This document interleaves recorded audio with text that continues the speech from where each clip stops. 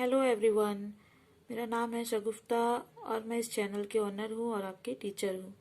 ये micro economics का third chapter उपभोक्ता संतुलन उपयोगिता विश्लेषण, जिसको इंग्लिश में नाम है कंज्यूमर्स इक्विलिब्रियम यूटिलिटी एनालिसिस। मैं आपको इंग्लिश हिंदी दोनों में करा रही हूँ ताकि इंग्लिश मीडियम वाले भी पढ़ सके और हिंदी मीडियम वाले भी पढ़ सके। इसका पहले भी वीडियो अपलोड हो चुका है। इस चैप्टर का कुछ जो बाकी है वो मैं करा रही हूँ। फर्स्ट क्वेश्चन है, कब कुल उपयोगिता अधिकतम होती है? When is total utility maximum?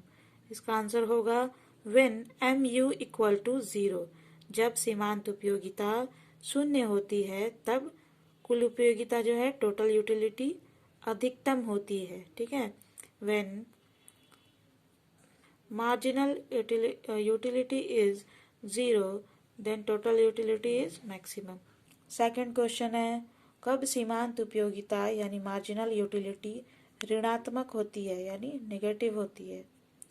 When does marginal utility become negative? इसका आंसर है जब कुल उपयोगिता घटने लगती है। When total utility starts to decrease then marginal utility becomes negative. अब आगे जो मैं क्वेश्चन बता रही हूँ ये बहुत ही इंपॉर्टेंट है, very very important question for your board exam, because ये जैक बोर्ड का 2012 में 2014 में ये क्वेश्चन आया था आपका, और CBSE में 2010, 11 और 13 में ये क्वेश्चन आया था। Explain the law of diminishing marginal utility, यानी हिंदी में से बोलेंगे सीमांत उपयोगिता का ह्रास नियम की व्याख्या करें। सीमांत उपयोगिता ह्रास नियम की व्याख्या करें। तो आपको इसमें बताना है कि सीमांत उपयोगिता ह्रास नियम क्या है। What is diminishing marginal utility? ह्रासमान सीमांत उपयोगिता नियम यह दर्शाता है कि जब किसी वस्तु की एक के बाद एक इकाइयों का उपयोग किया जाता है तो इसके प्रत्येक अतिरिक्त इकाइयों से प्राप्त सीमांत उपयोगिता घटती जाती है। मैं जो बोल रही हूँ ना, आप लिख लो इसको, ठीक है। यह एक आधारभूत एवं सार्वभौमिक नियम है जो सभी वस्तुओं एवं सेवाओं पर लागू होता है। ह्रासमान सीमांत उपयोगिता नियम यह दर्शाता है कि जब किसी वस्तु की एक के बाद एक इकाइयों का उपयोग किया जाता है तो इसके प्रत्येक अतिरिक्त इकाइयों से प्राप्त सीमांत उपयोगिता घटती जाती है। यह एक आधारभूत एवं सार्वभौमिक नियम है जो सभी वस्तुओं एवं सेवाओं पर लागू होती है। इसे घटती सीमांत उपयोगिता भी कहते हैं। संतुष्टि का आधारभूत नियम यानी फंडामेंटल लॉ ऑफ सेटिस्फैक्शन भी कहते हैं, और आधारभूत मनोवैज्ञानिक नियम यानी फंडामेंटल साइकोलॉजिकल लॉ भी कहते हैं। तो इस तरह इसका क्या क्या अलग नाम हो गया, और भी किस नाम से जाना जाता है ह्रासमान सीमांत उपयोगिता को, यानी डिमिनिशिंग मार्जिनल यूटिलिटी को, और किस नाम से जाना जाता है? पहला है घटती सीमांत उपयोगिता, दूसरा है संतुष्टि का आधारभूत नियम यानी फंडामेंटल लॉ ऑफ सेटिस्फैक्शन, तीसरा है आधारभूत मनोवैज्ञानिक नियम यानी फंडामेंटल साइकोलॉजिकल लॉ। इस नियम का सर्वप्रथम व्याख्या जर्मन के अर्थशास्त्री H गोसेन ने की थी। यानी ये जो रूल है डिमिनिशिंग मार्जिनल यूटिलिटी का, इसको सबसे पहले डिस्क्राइब किसने किया था? जर्मन का एक इकोनॉमिस्ट है, अर्थशास्त्री है, जिनका नाम है H गोसेन। उन्होंने ही इसकी व्याख्या की थी। इसीलिए इसे गोसेन का प्रथम नियम, ठीक है, जो अर्थशास्त्री उनके नाम से प्रथम नियम पड़ा है, गोसेन का प्रथम नियम, गोसेन्स फर्स्ट लॉ ऑफ कंजम्पशन भी कहा जाता है। गोसेन्स फर्स्ट लॉ ऑफ कंजम्पशन भी कहा जाता है। You can write in English medium वाले जो है आप इंग्लिश में आंसर लिख सकते हो। The diminishing marginal utility shows that when an object is used unit by unit, the marginal utility derived from each of its additional units decreases। एक बार फिर से रिपीट कर देती हूँ। The, ma- the diminishing marginal utility shows that when an object is used unit by unit, the marginal utility derived from each of its additional units decreases.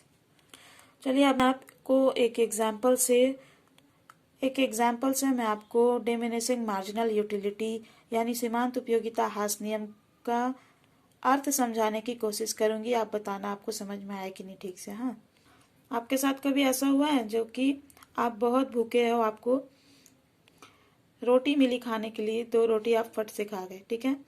और जब आपको भूख नहीं लगा हो, आपका फेवरेट डिश भी बना हो, आपको कोई कहे खा लो, हाँ, तो आप थोड़ा सा खाओगे टेस्ट भर के लिए, क्योंकि पेट में जगह ही नहीं है तो फिर कैसे खाओगे, है ना।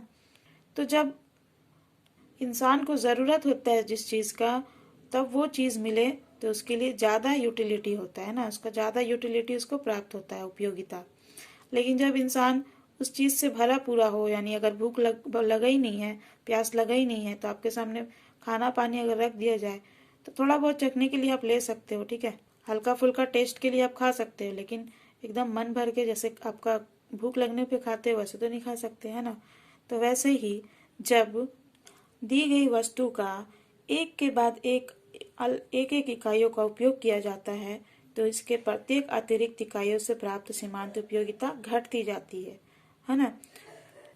मान लो आइसक्रीम है, ठीक है, आइसक्रीम का फर्स्ट यूनिट खाने से आपको या कोई उपभोक्ता को, किसी भी उपभोक्ता को, कंज्यूमर को 20 टोटल यूटिलिटी मिल रहा है, ठीक है, और दूसरा यूनिट खाने से 36 मिला, 36। लेकिन सीमांत उपयोगिता जो है, मार्जिनल यूटिलिटी, वो आप फर्स्ट यूनिट ऑफ आइसक्रीम खाएंगे अगर, मतलब पहला आइसक्रीम खाए तो आपको सीमांत उपयोगिता मिला 20, ठीक है, क्योंकि पहला में आपको बहुत एक्साइटमेंट था, बहुत ज़्यादा सेटिस्फैक्शन हुआ, क्या हाँ कितना अच्छा लगा आइसक्रीम, है ना। लेकिन जब आप सेकंड खाते हैं तो फर्स्ट वाले के मुकाबले में सेकंड वाला जो आप आइसक्रीम खाओगे तो उसमें उतना सेटिस्फैक्शन नहीं मिलेगा, उतना मज़ा नहीं आएगा जितना फर्स्ट में हुआ, है ना। तो सेकंड वाले में क्या हो गया, यूटिलिटी कम हो जाता है, मार्जिनल यूटिलिटी जिसको बोलते हैं। सेकंड में आया तो क्या हो गया, 16 यूटिल, है ना। फिर वैसे ही जब आप थर्ड खाओगे तो आपका फिर से यूटिलिटी कम होगा, तो 16 से हो गया 12 यानी 12। फिर आप फोर्थ यूनिट ऑफ आइसक्रीम खाएंगे तो आपका 12 से 8 यूटिल पे आ गए आप। क्या हो रहा है, जैसे जैसे एक एक यूनिट बढ़ रहा है, एक खाए, दूसरा खाए, तीसरा खाए, चौथा खाए, पांचवा, छठा, सातवां, आठवां, वैसे वैसे आपका सेटिस्फेक्शन लेवल बढ़ता जा रहा है। इसीलिए क्या हो रहा है, जितना आपको सेटिस्फेक्शन फर्स्ट वाले में मिला उससे कम सेकंड में मिलेगा, फिर सेकंड से कम थर्ड में मिलेगा, फिर थर्ड से कम फोर्थ में मिलेगा, इसी तरह फोर्थ से कम फिफ्थ में मिलेगा, ठीक है। एक लेवल आएगा, मान लो 4, 5, 6 खाने के बाद आपका मन उब जाएगा, ठीक है, या पेट भर जाएगा, जो भी है, तो आपको क्या होगा, उससे कुछ यूटिलिटी नहीं मिलने वाला, 0 हो जाएगा, है ना। अब आप उसके बाद भी एकदम फुल पेट टाइट हो गया है, उसमें भी खाए जा रहे हो, ठीक है, तो क्या होगा, यूटिलिटी जो है माइनस में चला जाएगा, मैंने इसकी उपयोगिता -4 हो गई, बिना मन का खा रहे हो, जबरदस्ती खाए जा रहे हो, है ना। तो उसके बाद फिर और खा लिए, छठा में तो आपका मन नहीं था, आप खा लिए, -4 हो गया, फिर सातवां खाए तो और कम हो गया, ठीक है, आठवां खाए तो -8 हो गया, सॉरी, सातवां -4 हो गया। तो इस तरह जो मार्जिनल यूटिलिटी है ना, वो एक के बाद एक जो हम लोग यूनिट यूज करेंगे वस्तु की, यूनिट ऑफ कॉमोडिटी, वस्तु की इकाई एक के बाद जैसे जैसे यूज करते हैं ना, वो कम होती जाती है। देखो जैसे यहाँ पे हुआ 20, 16, 12, 8, 4, उसके बाद एक पॉइंट आता है जब ये 0 हो जाती है, क्या, मार्जिनल यूटिलिटी, सीमांत उपयोगिता, है ना। फिर 0 होने के बाद क्या होता है, ये माइनस में चला जाता है। तो अब आपको समझ में आ गया होगा कि सीमांत उपयोगिता ह्रास नियम क्या है। आपको ये चीज यहीं तक समझ में आ गया होगा, है ना, कि 0 हो जाता है जब भी कोई वस्तु है तो उसका एक के बाद एक इकाई का उपयोग किया जाता है तो प्रत्येक इकाई अतिरिक्त इकाइयों से प्राप्त सीमांत उपयोगिता घटती जाती है। जैसा कि मैंने आइसक्रीम के एग्जाम्पल में बताया ना आपको, क्या हो रहा है, जैसे जैसे एक के बाद एक दूसरा, तीसरा, चौथा, पांचवा खा रहे हैं, ये कम होते जा रहा है, घटते जा रहा है। तो इसी को कहते हैं डिमिनिशिंग मार्जिनल यूटिलिटी, ह्रासमान सीमांत उपयोगिता, ठीक है। अब देखिए ह्रासमान सीमांत उपयोगिता की कुछ मान्यताएं होती है। Assumption of law of diminishing marginal utility, क्या मान्यताएं होती है। पहला तो वस्तु की इकाइयों का उपभोग निरंतर क्रम में होना चाहिए, यानी कि एक के बाद दूसरा, दूसरा के बाद तीसरा, तीसरा के बाद चौथा, यानी अगर आपके पास 4 चीज है तो चारों को एक के बाद एक यूज करना है। ऐसा नहीं कि एक आइसक्रीम आप खाए फिर 10-15 मिनट आधा घंटा बाद खाए, तो ये जो है डिमिनिशिंग मार्जिनल यूटिलिटी का रूल में फिट नहीं बैठेगा। ठीक है, तो इसका ये मान्यता है कि वस्तु की इकाइयों का उपभोग निरंतर क्रम में होना चाहिए, यानी कंटिन्यूअस सीरीज में होना चाहिए। ठीक है, the consumption of units of a commodity should be in continuous series। Second मान्यता है, दूसरी मान्यता यह है कि उपभोग की जाने वाली वस्तु की सभी इकाइयां पर्याप्त आकार की होनी चाहिए, यानी कि जितने आप खा रहे हो सब एक आकार की होनी चाहिए। जैसे कि अगर आप एक आइसक्रीम खा रहे हो तो वो जो आइसक्रीम है उसी के साइज का दूसरा होना चाहिए, तभी ये डिमिनिशिंग मार्जिनल यूटिलिटी चलता है। ठीक है, यूटिलिटी का रूल उसमें बैठता है। जैसे अगर आप एक गिलास पानी की तुलना एक चम्मच पानी की सीमांत उपयोगिता से करेंगे तो ये गलत होगा। तो डिमिनिशिंग मार्जिनल यूटिलिटी जो है उसके हिसाब से उपभोग की जाने वाली सभी वस्तु की सभी इकाइयां पर्याप्त आकार की होनी चाहिए। जैसे कि एक गिलास पानी की सीमांत उपयोगिता यानी marginal utility of a glass of water की तुलना एक चम्मच पानी की सीमांत उपयोगिता मार्जिनल यूटिलिटी से नहीं की जा सकती है, तो उसका क्वांटिटी जो है सेम होना चाहिए। ठीक है, तीसरी मान्यता है इसकी, third assumption of diminishing marginal utility, सीमांत उपयोगिता ह्रास नियम की तीसरी मान्यता यह है कि उपभोक्ता की आय यानी इनकम ऑफ कंज्यूमर, आदत, हैबिट्स, उपभोग प्रवृत्ति, कंजम्पशन ट्रेंड, फैशन और रुचि यानी इंटरेस्ट स्थिर होना चाहिए, यानी स्टेबल होना चाहिए। ठीक है, और फोर्थ इसकी अजम्पशन है, मान्यता है, उपभोग की जाने वाली वस्तु के सब्स्टिट्यूट यानी स्थानापन्नों के मूल्य में यानी प्राइस में स्थिरता होनी चाहिए, स्टेबिलिटी होना चाहिए। यहाँ सब्स्टिट्यूट का अर्थ है जैसे पेन की जगह पेंसिल यूज कर सकते हैं ना, चाय की जगह कॉफी यूज कर सकते हैं, आइसक्रीम की जगह कोल्ड ड्रिंक ले सकते हैं, कुछ कोल्ड खाने का मन तो है ना, तो इसी को बोलते हैं सब्स्टिट्यूट। तो उपभोग की जाने वाली वस्तु के सब्स्टिट्यूट यानी स्थानापन्नों के मूल्य में प्राइस में स्थिरता होनी चाहिए, स्टेबिलिटी होना चाहिए। तो ये हो गया सीमांत उपयोगिता ह्रास नियम का अर्थ भी मैंने आपको बता दिया, और इसके क्या नियम होते हैं, इस नियम के क्या अजम्पशन होते, मान्यताएं होती, ये भी मैंने बता दिया। अब चलिए नेक्स्ट क्वेश्चन है, 4th number, very very important है, बहुत ही इंपॉर्टेंट क्वेश्चन है, ये बहुत बार आया है एग्जाम में। सीमांत उपयोगिता एवं कुल उपयोगिता में संबंधों की व्याख्या कीजिए। Explain the relationship between marginal utility and total utility. एक एक पॉइंट में अच्छे से आपको समझा दे रही हूँ इस क्वेश्चन का आंसर का। ठीक है, आप अपने कॉपी में नोट डाउन करते जाओ। क्वेश्चन है, सीमांत उपयोगिता यानी मार्जिनल यूटिलिटी और कुल उपयोगिता यानी टोटल यूटिलिटी में संबंधों की व्याख्या कीजिए। Explain the relationship between marginal utility and total utility. पहला रिलेशनशिप है इनके बीच, सीमांत उपयोगिता और कुल उपयोगिता में संबंधों की व्याख्या कीजिए। फर्स्ट इनके बीच में रिलेशन बता रही हूँ, उपभोग की पहली इकाइयों पर कुल उपयोगिता एवं सीमांत उपयोगिता दोनों धनात्मक होती है। Both total utility and marginal utility are positive on the first units of consumption. अब इस फर्स्ट पॉइंट को मैं आपको इसमें समझाती हूँ। जैसा कि मैंने आपको बताया इसके बीच में क्या रिलेशन होता है total utility and marginal utility में। उपभोग की पहली इकाई यानी ये फर्स्ट यूनिट जो है उस पे टोटल यूटिलिटी और मार्जिनल यूटिलिटी दोनों धनात्मक होती है, यानी पॉजिटिव होती है, प्लस प्लस में होता है। ठीक है, यहाँ फर्स्ट यूनिट ऑफ कंजम्पशन जो है, पहली इकाई जो आइसक्रीम की खाई गई, ठीक है, उसमें टोटल यूटिलिटी, ठीक है, और मार्जिनल यूटिलिटी दोनों का जो फर्स्ट यूनिट है उसमें पॉजिटिव होता है। ठीक है, फर्स्ट यूनिट की कंजम्पशन में टोटल यूटिलिटी और मार्जिनल यूटिलिटी दोनों पॉजिटिव में होता है। चलो अब सेकंड पॉइंट लिखो, The extent of growth of total utility remains as far as marginal utility is positive. The extent of growth of total utility remains as far as marginal utility is positive. यानी कि कुल उपयोगिता की वृद्धि की सीमा वहां तक रहती है जहां तक सीमांत उपयोगिता धनात्मक होती है। अब इससे समझिए, ठीक है, इस टेबल से कि टोटल यूटिलिटी है ये बढ़ रही है ना, 20 से वह 36 से 48, ठीक है, 48 से 56 से 60, तो यहाँ तक ये बढ़ा, यहाँ पे तो स्टेबल हो गया, स्थिर हो गया ना, तो बढ़ा यहाँ तक, है ना।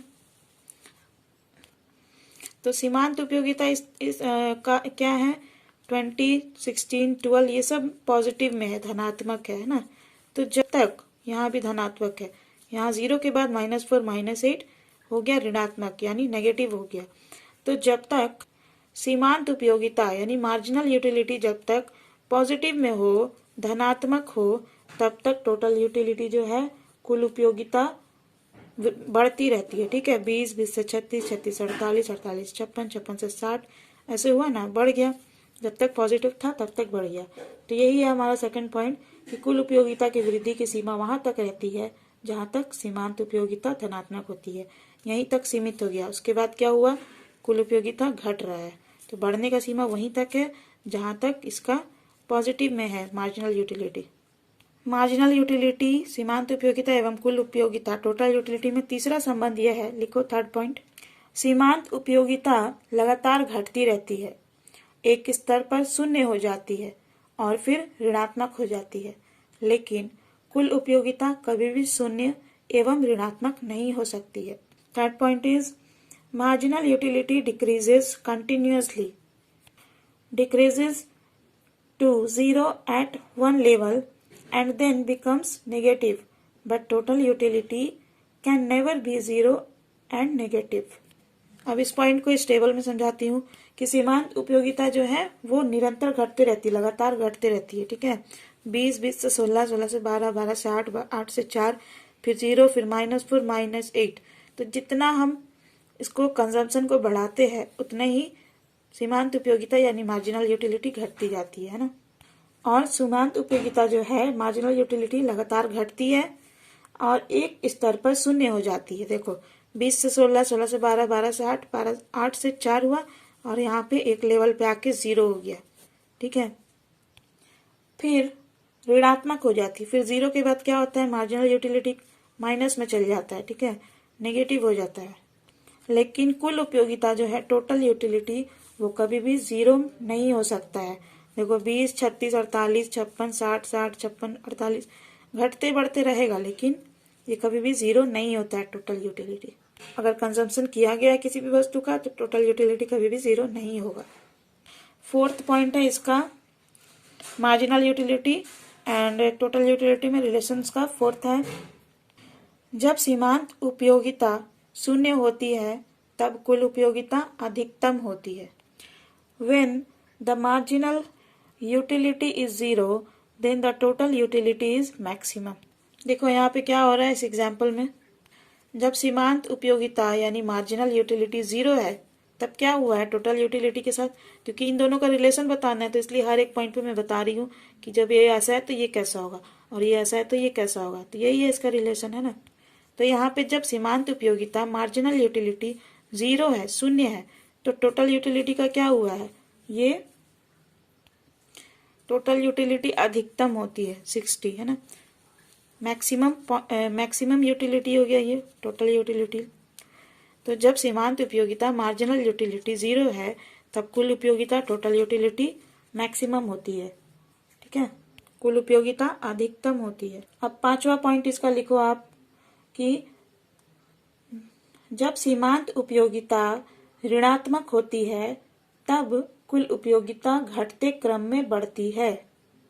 When the marginal utility is negative, the total utility increases in decreasing order. देखो जब सीमांत उपयोगिता ऋणात्मक होती है, यानी कब है ऋणात्मक, यहाँ देखिए -4 -8, इसी को बोलते हैं नेगेटिव या ऋणात्मक। तो किस यूनिट में है, आइसक्रीम की कितनी इकाइयों का उपभोग करने पे हुआ, 7वां और 8वां पे मार्जिनल यूटिलिटी जो है माइनस में चल गया, ऋणात्मक में, नेगेटिव हो गया। और जब मार्जिनल यूटिलिटी सीमांत उपयोगिता नेगेटिव में है तो कुल उपयोगिता घटते क्रम में बढ़ती है, यानी कुल उपयोगिता तो बढ़ ही रही है, अपना यूनिट्स में बढ़ रही है, ठीक है, इकाइयों में। 7 के बाद 8, 8 के बाद 9, 9 के बाद 10 के बाद 11, ऐसे बढ़ती जाएगी, लेकिन क्या होगा, घटते क्रम में बढ़ेगी। डिक्रीजिंग ऑर्डर में ये इंक्रीज होगा, क्या, टोटल यूटिलिटी। घटते क्रम में टोटल यूटिलिटी बढ़ता है जब सीमांत उपयोगिता ऋणात्मक होता है, यानी नेगेटिव होता है। तो देखिए, जब से यहाँ नेगेटिव हुआ, -4 से नेगेटिव हुआ है -8, तो क्या हो रहा है, 56 56 के बाद 48, 48 के बाद भी कुछ कम ही होगा, फिर उससे भी कम होगा। तो इसी को बोलते हैं कि घटते क्रम में बढ़ना, इंक्रीजिंग इन डिक्रीजिंग ऑर्डर। चलो, क्लियर है। अब आपको मैं पढ़ाती हूँ। 6th पॉइंट है, कुल उपयोगिता तब तक बढ़ती है जब सीमांत उपयोगिता धनात्मक होती है। The total utility increases as long as the marginal utility is positive. The total utility increases as long as the marginal utility is positive. देखो, यहाँ पे बोला गया टोटल यूटिलिटी यानी कुल उपयोगिता तब तक बढ़ती है जब तक सीमांत उपयोगिता धनात्मक होती है। टोटल यूटिलिटी बढ़ रहा है 20 से 36, 36 से 48, 48 से 56, 56 से 60। तो यहाँ पे देखिए मार्जिनल यूटिलिटी कहाँ तक है, धनात्मक यानी पॉजिटिव, तो यहाँ तक है, ठीक है, प्लस में है। तो जब तक ये पॉजिटिव में है मार्जिनल यूटिलिटी, तब तक ये बढ़ रहा है, लेकिन जैसे ही ये नेगेटिव में आता है तो टोटल यूटिलिटी घटने लगता है। अब 6ठा पॉइंट है इसका लास्ट, 6th पॉइंट, वस्तु की इकाइयों का लगातार उपभोग करने पर कुल उपयोगिता में वृद्धि होती है, लेकिन यह वृद्धि हासिल दर पर घटते क्रम पर होता है। ये 7th पॉइंट है, the total utility increases when units of commodity are consumed continuously, but this growth occurs at a reduced rate. अब देखो, जब यूनिट्स ऑफ अ कमोडिटी यानी वस्तु की इकाइयों का लगातार इस्तेमाल होता है, लगातार माने कंटिन्यूअसली इस्तेमाल होता है, एक के बाद दूसरा, दूसरा के बाद तीसरा, तीसरा के बाद चौथा, ऐसे हम लोग खाते हैं बिना ब्रेक के, तो कुल उपयोगिता में यानी टोटल यूटिलिटी में वृद्धि होती है। देखो, 1 खाए, 2 खाए, 3 खाए, 4 खाए, तो कैसे कैसे बढ़ा, 20 से 36, 36 से 48, 48 से 56, 56 से 60, है ना, बढ़ते जाता है। लेकिन एक पॉइंट पे क्या हुआ, ये स्टेबल हो गया, स्थिर हो गया, 60 का 60 ही रह गया, फिर ये घटने लगा। तो यही कहा गया है कि पहले तो बढ़ता है, ठीक है, लेकिन ये वृद्धि हासिल दर में होता है, एट डिमिनिशिंग रेट, लेकिन ये वृद्धि जो है धीरे धीरे क्या होता है, स्टेबल हो जाता है, स्थिर हो जाता है टोटल यूटिलिटी का। उसके बाद ये घट घट के बढ़ने लगता है, ठीक है, यानी इसका यूनिट्स में तो बढ़ेगा ही, सीरीज वाइज बढ़ेगा, लेकिन इसका जो क्वांटिटी है यूटिलिटी का वो घटते जाता है, जैसे 56, 48, 48 और कम। तो क्लियर है। अगर आपको ये वीडियो पसंद आया है तो इसे लाइक जरूर करिएगा। आप लाइक करते हो तो मेरा मोटिवेशन बढ़ता है, और मेरा मोटिवेशन बढ़ता है तो मैं और भी इससे अच्छे अच्छे वीडियो आपके लिए लाने के लिए मोटिवेट होती हूँ। तो इसलिए इसे लाइक कर लीजिएगा, मेरे चैनल को सब्सक्राइब कर लीजिएगा, और इसे अपने फ्रेंड ग्रुप में, स्टडी ग्रुप में और अपने क्लासमेट से शेयर जरूर करिएगा। और हाँ, आपको ये वीडियो कैसा लगा, आप अच्छे से समझ पा रहे हो कि नहीं, मैं जो समझाने की कोशिश कर रही हूँ, कमेंट करके जरूर बताइएगा। And thank you viewers for watching this video. आपके कमेंट्स का इंतज़ार रहेगा मुझे।